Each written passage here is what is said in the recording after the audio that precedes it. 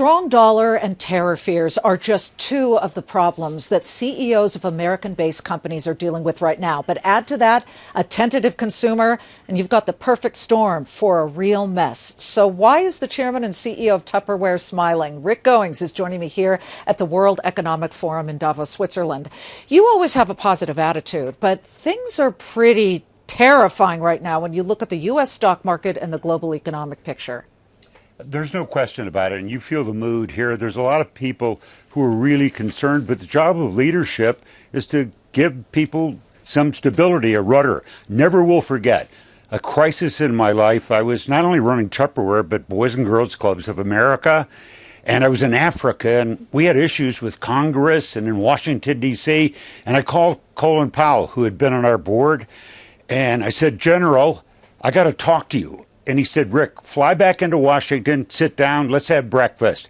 And I never will forget, as I expounded the issues, he said, Rick, remember this quote. He said, beware of the vividness of transient impressions.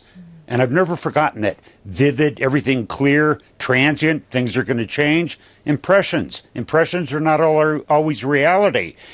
It passed. And after that, he said, Rick, welcome to my world. You get used to that and you steer through it. We've got a lot of things going on in the world, but there's a lot of good things going on out there, too. And I think we'll see the other side of this sooner rather than later. Okay. Well, typical television news people, we're always negative. I'm looking at what goes on in the Middle East, and we call it like we see it. You do a lot of business in the Middle East, and you have a lot of women who are working for Tupperware on the ground, selling your product. What is the situation like that for them at the moment? Well, even in the most critical areas of the world, Middle East, for example, after the revolution in Egypt, we were up 100% the next week. She's got kids. She's got to support her family. There's a base there. So you navigate through those situations and you work around the edges. If you steer to the crisis, you'll always have problems. On to the next crisis, China. Okay, so they're still growing at 6.9%. Are those fears overblown? You're doing what kind of business now in China? Double-digit growth. And I've got to tell you, I lived and worked in China. It's been 20-some years ago. Had a son born over there. China may come out with their report, and it's only in the sixes right now. But go back 10 years, 6% of what size economy? It is so much multiply bigger than it was. Still feels good to us. If I was selling high-ticket items, cars, I might be concerned. But on the ground, consumer, growing middle class, it's working for us. How's your business on the ground? You've got a lot of millennials now who have either never heard of the Tupperware brand or constantly call for takeout. Tell me about that world that you're harnessing at the moment. Well, the number one thing in our favor with regard to millennials is 58% of them, they want to have their own business. And we show somebody how to be an entrepreneur. Next, they care about their relationships. And so they don't believe advertising. They basically share things they believe in with others. So that works really well for the Tupperware business because we're a relationship recommendation business. There's a Tupperware party. I guess you don't call them parties anymore. You call them demonstrations. Every 1.3 seconds somewhere in the world. Where's your biggest growth story?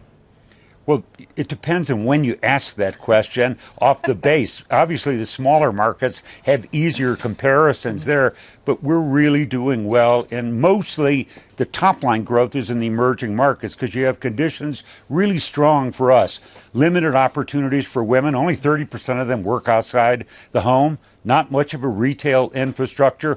And they want Western brands that are powerful brands. So that works in our favor. And limited electricity in some cases, and therefore you need food protection, right? Yeah. Look at me. I could be a Tupperware lady. Yeah, you'd have to go in the kitchen first. Yeah, I know. I resemble that remark, okay?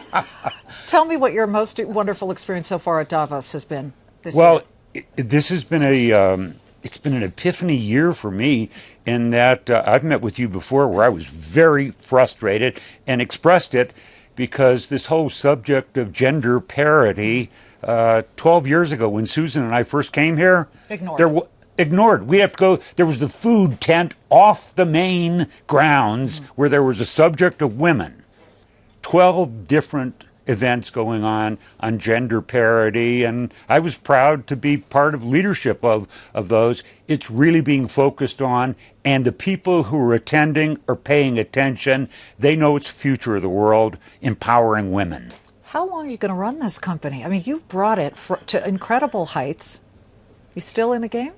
Still in the game, but my real focus is succession, and I'm really proud to say that we've got some dynamite people that are in the next couple of years. They're going to be ready. We haven't said when, but they're in the process. Been with us multiple years, but and from all over the world.